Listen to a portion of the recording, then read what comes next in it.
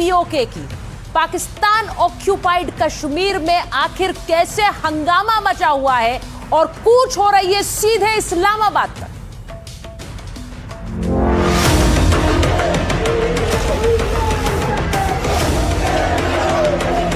मुनीर के विरुद्ध पीओके में छिड़ गया है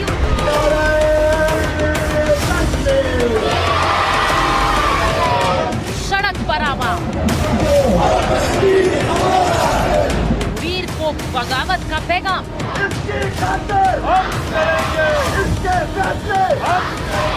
क्या पीओके में पाकिस्तान की हुकूमत का काम तमाम होने वाला है? क्या मुनीर अब पूरी तरह से फेल हो गए?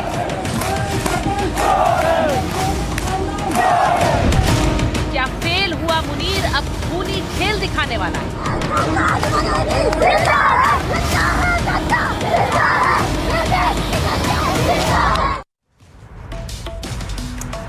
पाकिस्तान को कैसे डबल मार पड़ रही है, सबसे पहले यही खबर आपको दिखा रही है। पाकिस्तान बीते 78 साल से पीओके को आजाद कहता रहा है, झूठा नैरेटिव गढ़ने की कोशिश करता रहा, लेकिन अब पीओके की जनता पाकिस्तानी नैरेटिव की धज्जियां उड़ा रही है।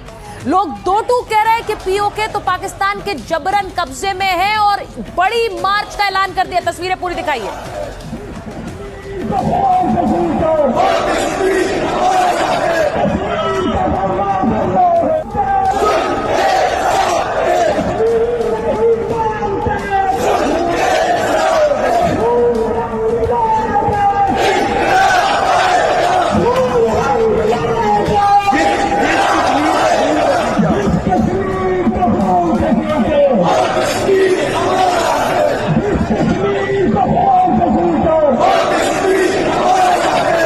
पाकिस्तान की गुलामी से आजाद होने के लिए, आसिम मुनीर और शहबाज के जुल्म से छुटकारा पाने के लिए अब पीओके की आवाम मुजफ्फराबाद घेरने निकल पड़ी है। ये लंबी कतार देखिए, लोग आगे बढ़ रहे हैं। मुनीर और शहबाज के होश उड़ते जा रहे हैं।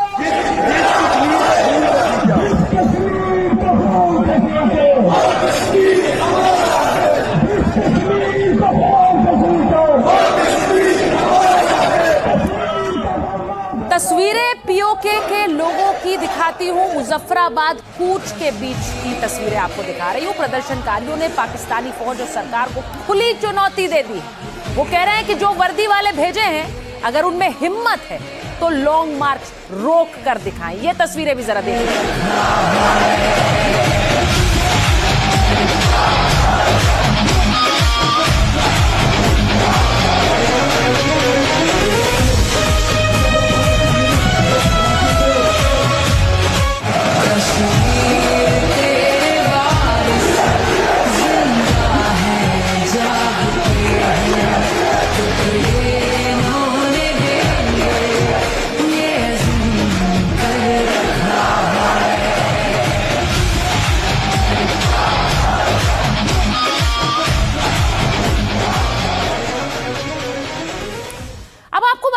पाकिस्तान में पीओके में इस वक्त क्या हो रहा है? पाकिस्तान से आजादी मांग रहे पीओके में लॉन्ग मार्च निकाला गया है। ये जो तस्वीरें आप देख रहे हैं, पीओके के जिलों से बड़े बड़े जत्थे मुजफ्फराबाद रवाना हो रहे हैं। 36 दिन लगातार प्रदर्शन के बाद मुजफ्फराबाद के लिए कूच कर रहे हैं।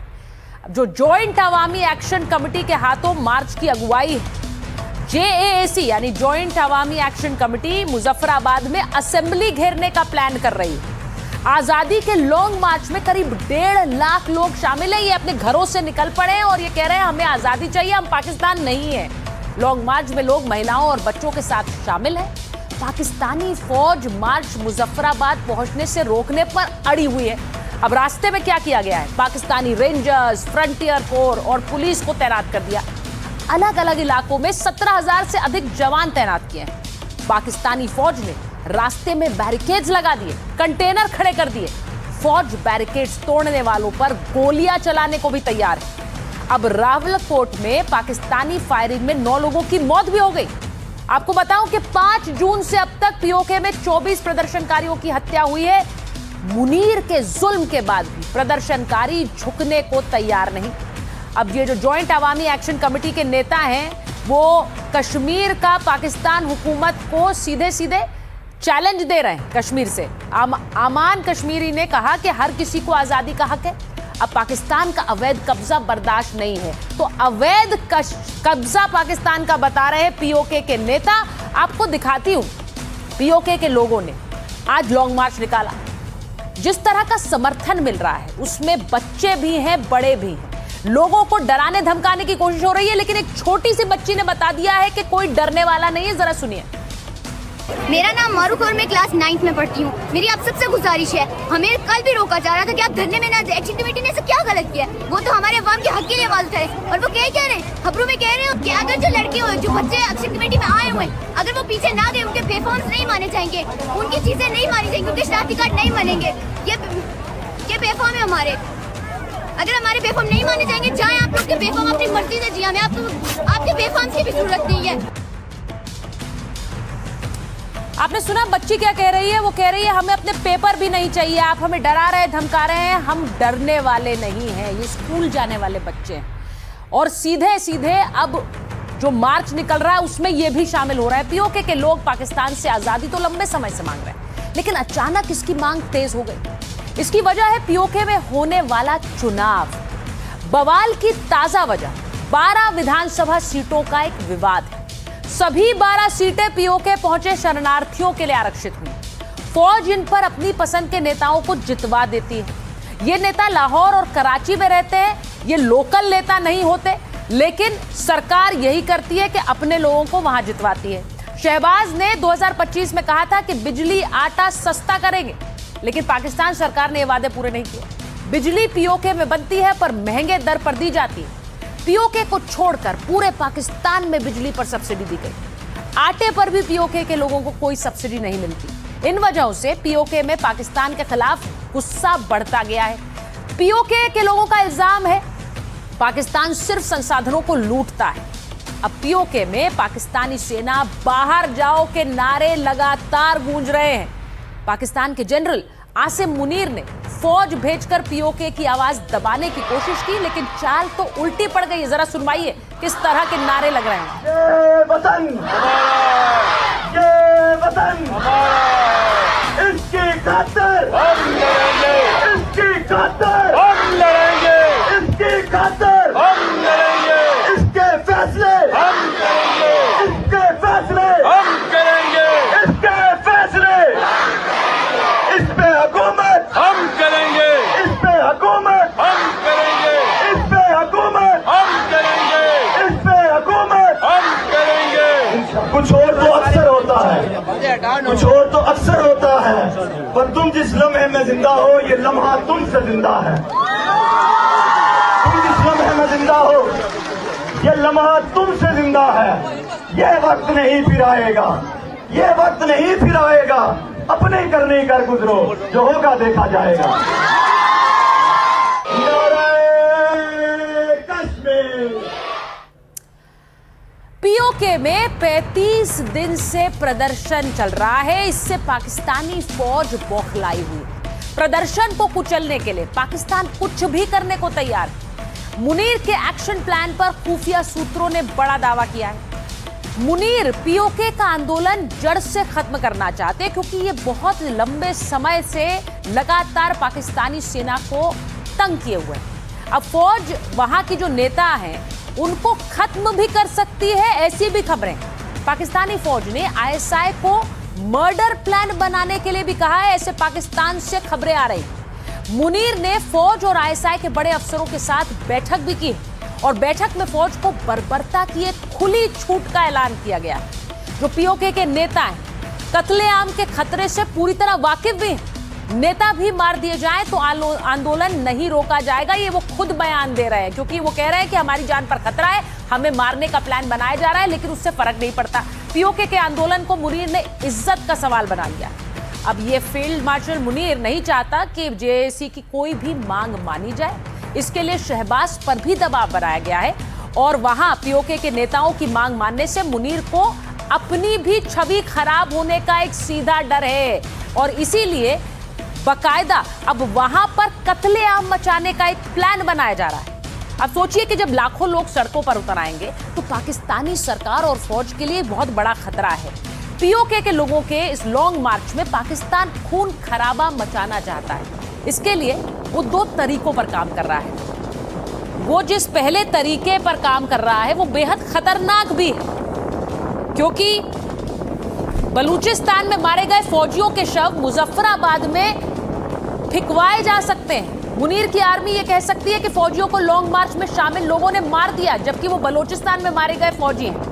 और इसके बाद मुनीर को लॉन्ग मार्च में खून खराबे का लाइसेंस मिल जाएगा।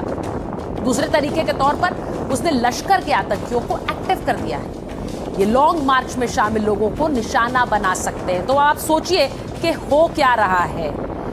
खुला कत्लेआम मचाने की पूरी तैयारी कर ली है पाकिस्तानी सेना और आसिम मुनीर ने।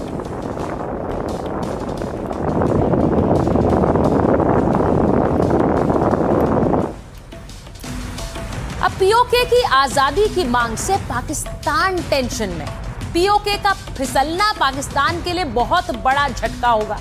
पाकिस्तान से चीन का लैंड रूट पीओके से गुजरता है। यदि पीओके हाथ से निकला तो ये रास्ता कट जाएगा। जिस सीपेक में चीन का अरबों का निवेश है वो भी पीओके में ही है। पीओके में निवेश डूबा तो चीन पाकिस्तान को नहीं छोड़ेगा। पीओके में पाकिस्तान के कई हाइडल पावर प्रोजेक्ट्स हैं। ये पावर प्रोजेक्ट्स गए तो पाकिस्तान में बिजली का संकट होगा।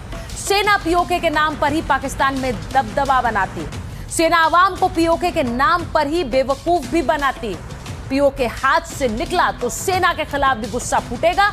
आवाम की बगावत पाकिस्तान में तख्ता पलट करवा सकती है। पाकिस्तान में इस वक्त जो हो रहा है वो पीओके के नाम पर हो रहा है। और पीओके में लाखों लोग जो सड़कों पर उतरे हैं उसकी तस्वीर आपने देखी। ऑपरेशन सिंदूर भारत से हारकर मुनीर ने खुद को फील्ड मार्शल का तमगा दिया, लेकिन वो फील्ड मार्शल बन गए। सारी अकड़ और हनक के बाद भी पाकिस्तानी टुकड़ों में बट रहा है। एक तरफ पीओके हाथ से निकल रहा है तो दूसरी तरफ बलूचिस्तान भी हाथ से निकल चुका है, क्योंकि बलूचिस्तान तो कह रहा है हम आजाद हो गए हैं।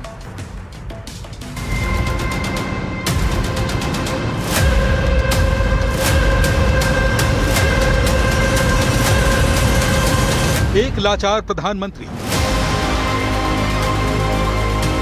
पर्दे के पीछे से सरकार चलाने वाला एक जनरल और जिन्ना का टुकड़े टुकड़े होता मुल्क। मुनीर और शहबाज ने पाकिस्तान को आज तबाही के उस मुहाने पर धकेल दिया जहां हेकड़ी आसमान पर और हुकूमत कागजों में सिमटी।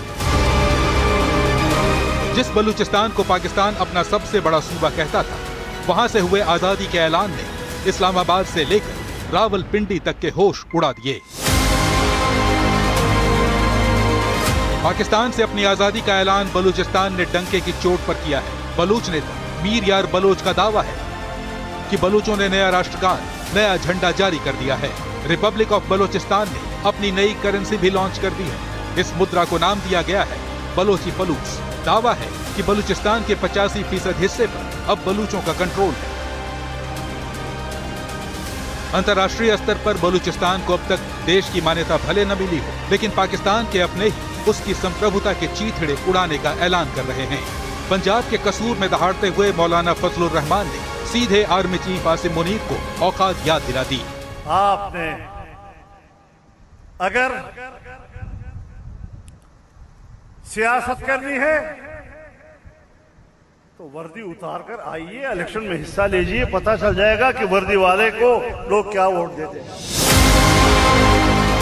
मौलाना ने तंज कसा कि सेना देश की सरहद की सुरक्षा के लिए तनख्वाह लेती है, लेकिन उग्रवादियों से लड़ने के लिए आम जनता को आगे कर रही है।